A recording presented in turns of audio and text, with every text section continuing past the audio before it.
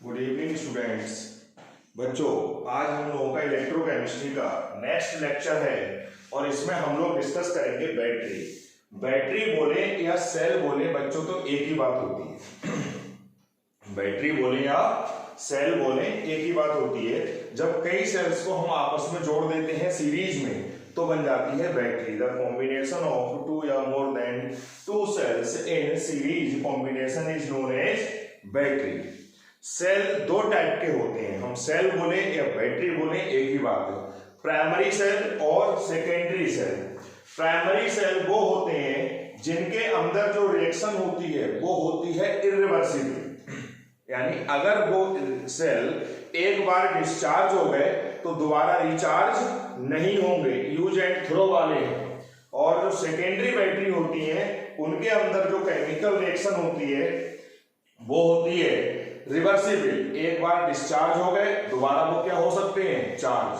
अगर हम external source से एनर्जी प्रोवाइड कर दें, करंट का फ्लो करवा दें तो वो क्या हो जाएंगे, चार्ज। जो हमारी इन्वर्टर की बैटरी होती है वो होती है सेकेंडरी बैटरी।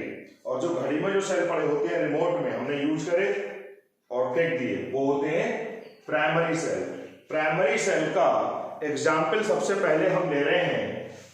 प्राइमरी सेल का पहला एग्जाम्पल है ड्राई सेल। ड्राई सेल वो जो आपने देखा होगा रिमोट में पड़े होते हैं, घड़ी में पड़े होते हैं। मैं आपको अभी सेल लाके दिखाता हूं।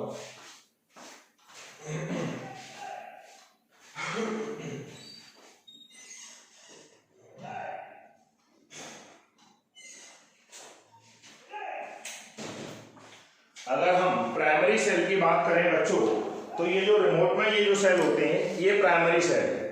इसके अंदर है क्या, एक सिलेंडर है जिंक का। जिंक का सिलेंडर है ये जिंक, और ये बिहेव कर रहा है एनोड की तरह। Zinc container acts as anode. बहुत पतली सी जिंक की एक कागज जैसी फिल्म होती है, उसका ये सिलेंडर बना हुआ है। उसके ऊपर ये कंपनी का रैपर चिपका हुआ होगा, जिस भी कंपनी का होगा।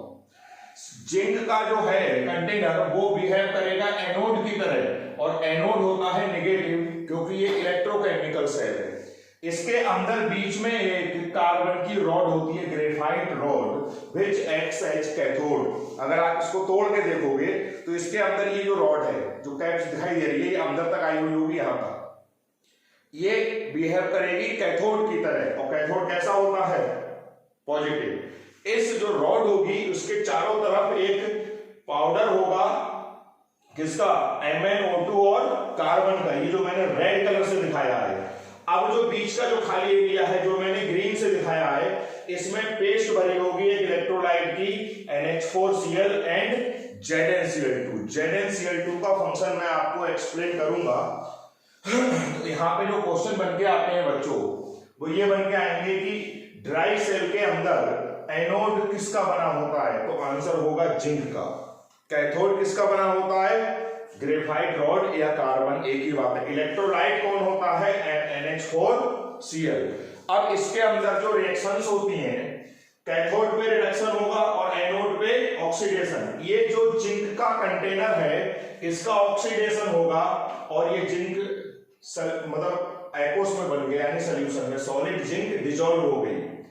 कैथोड पे MnO2 है कैथोड के चारों तरफ, और ये जो इलेक्ट्रोलाइट है अमोनियम क्लोराइड, यहां से अमोनियम आयन आएगा और ये रिएक्शन होगी इलेक्ट्रॉन्स इक्वल करने के लिए बच्चों हम इसको 2 से मल्टीप्लाई कर देंगे और इन दोनों को हमने ऐड कर दिया। This is the overall reaction of dry cell. इसका ड्रॉबैक क्या है, ये जो जिंक कंटेनर है ये देखो डिसॉल्व हो रहा है, तो धीरे धीरे इसकी थिकनेस कम होने लगेगी, और जब इसकी थिकनेस कम हो जाएगी तो ये पेस्ट निकल के बाहर आ जाएगी। आपने देखा होगा अगर रिमोट के अंदर सेल बहुत दिनों तक पड़े रहे तो उनमें से एक चिपचिपा सा लिक्विड निकलना शुरू हो जाता है, वो इसके अंदर की पेस्ट होती है, क्योंकि ये जिंक कंटेनर डिसॉल्व हो रहा है। जब ये डिसॉल्व हो जाएगा तो ये पेस्ट निकल के बाहर आ जाएगी। इसलिए ड्राई सेल की एक पर्टिकुलर एक्सपायरी डेट होती है, यानी इनकी एक पर्टिकुलर लाइफ होती है। अगर ये सेल यूज नहीं हो रहे हैं तो मान लो 2 साल में खराब होंगे, और यूज हो रहे हैं तो 6 महीने या 7 महीने में खराब हो जाएंगे।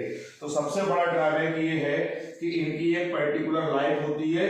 अगर ये सेल यूज नहीं भी हो रहे हैं तो भी ये अमोनियम क्लोराइड, क्योंकि ये एसिडिक नेचर का होता है, ये कोरोड करना शुरू कर देगा ये जिंक कंटेनर को, और इस जिंक कंटेनर के बाहर निकल के आ जाएगी क्या, ये अमोनियम क्लोराइड की पेस्ट। अब यहाँ पर देखो ये जो कैथोड वाली रिएक्शन है, यहाँ पर ये निकल रही है अमोनिया गैस, ये जी लिखा है मैंने गैस।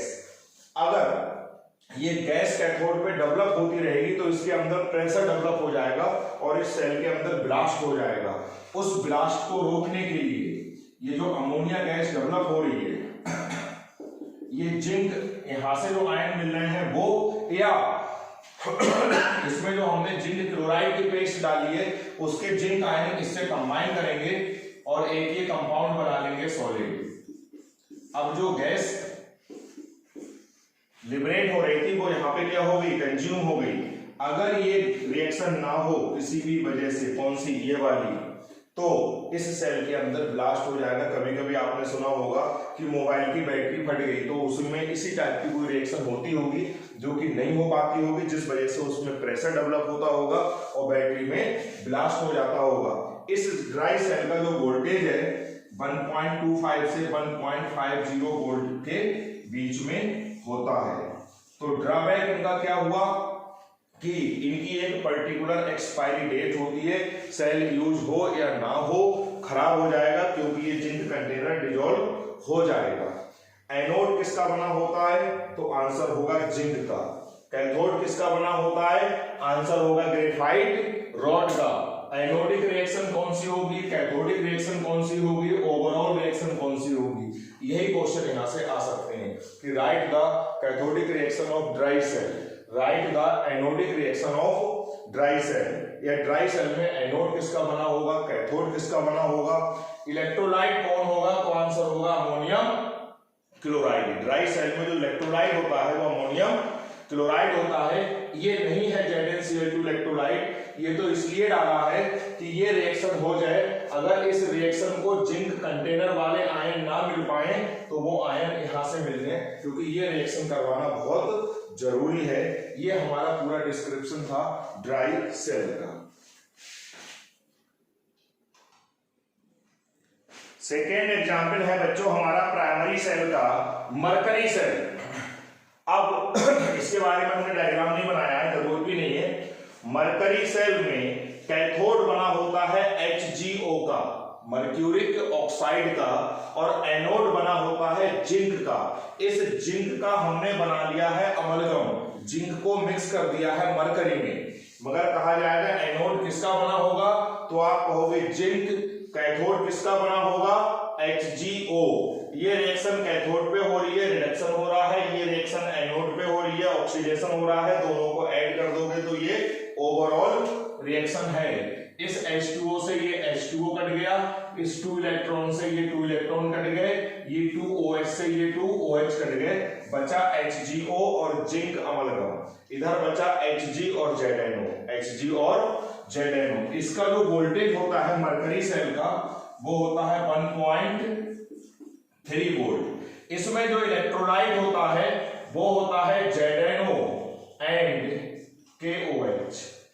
तो आपको क्या याद करना है कि इलेक्ट्रोलाइट कौन होता है, तो कहोगे ZnO एंड KOH। KOH के ही तो हाइड्रोक्साइड आयन आ रहे हैं। कैथोड किसका बना होता है, HgO का। एनोड किसका बना होता है, जिंक का। जिंक अमलगम होता है लेकिन हम बोलेंगे जिंक।